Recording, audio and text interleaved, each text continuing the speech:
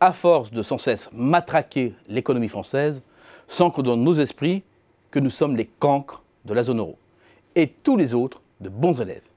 Pourtant, nos chers voisins ont eux aussi leur propre tare, qui affecte structurellement leurs performances économiques et sociales. En Italie, la productivité est flat depuis 20 ans environ, et l'économie italienne est incapable de mobiliser les ressources pour inverser la tendance. Il en résulte une érosion quasi structurelle de la compétitivité des entreprises italiennes et de leur profitabilité. La faiblesse des profits conduit directement à celle de l'investissement productif qui, en 2017, restait inférieur de 20% à son pic de 2007. Le bilan sur les 22 dernières années, c'est un investissement productif en hausse de 0,6% en moyenne par an. Pour la France, depuis 1995, c'est une progression annuelle moyenne de 2,4%, c'est 4 fois plus. C'est donc un véritable cercle vicieux qui est enclenché en Italie. La faiblesse de la productivité conduit à celle de la compétitivité, qui enclenche celle de la profitabilité, qui entraîne celle de l'investissement, ce qui renforce la faiblesse de la productivité, ainsi de suite. Et l'Italie, c'est aujourd'hui l'homme malade de l'Europe, donc facile de trouver ce qui ne va pas. Mais qu'en est-il de l'Espagne, le champion actuel de la croissance économique euro-hollandaise? C'est du côté du marché du travail que cela pêche vraiment, avec une triple tare. La première, le taux de chômage est structurellement très élevé. Depuis 1990, il a atteint en moyenne 16,7% de la population active. La France, qui ne fait pourtant vraiment pas office de bon élève, s'en sort beaucoup mieux avec un taux de chômage à 9,5% en moyenne. La deuxième, l'ampleur des variations. L'écart type, une mesure de dispersion, est supérieur à 5 de l'autre côté des Pyrénées contre moins de 1 ici. En d'autres termes, les ajustements sont d'une violence extrême. Troisième et dernier défaut majeur, en lien avec le précédent, l'intérim, c'est-à-dire l'intermittence dans l'emploi, est surreprésentée.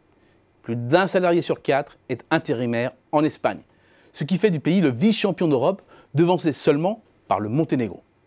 La France suit plus loin, derrière, avec 16,5% des emplois concernés. Dualité du marché du travail, chômage structurel élevé et risque plus important de pauvreté.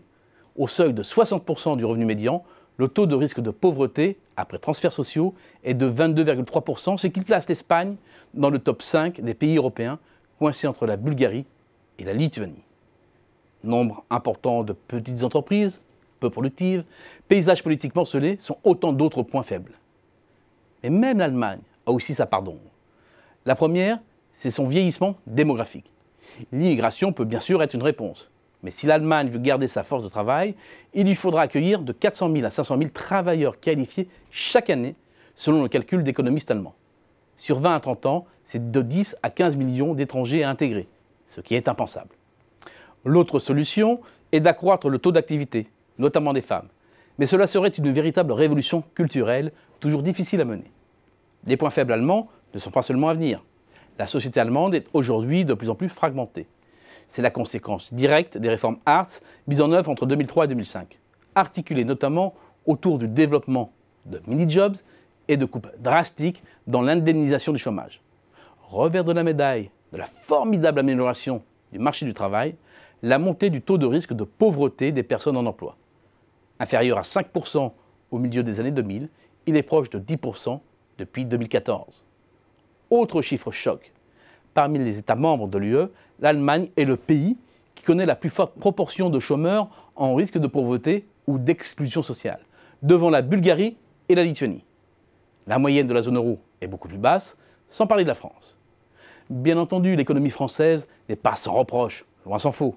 Mais à la manière de Talleyrand, quand je me regarde, je me désole. Quand je me compare, je me console.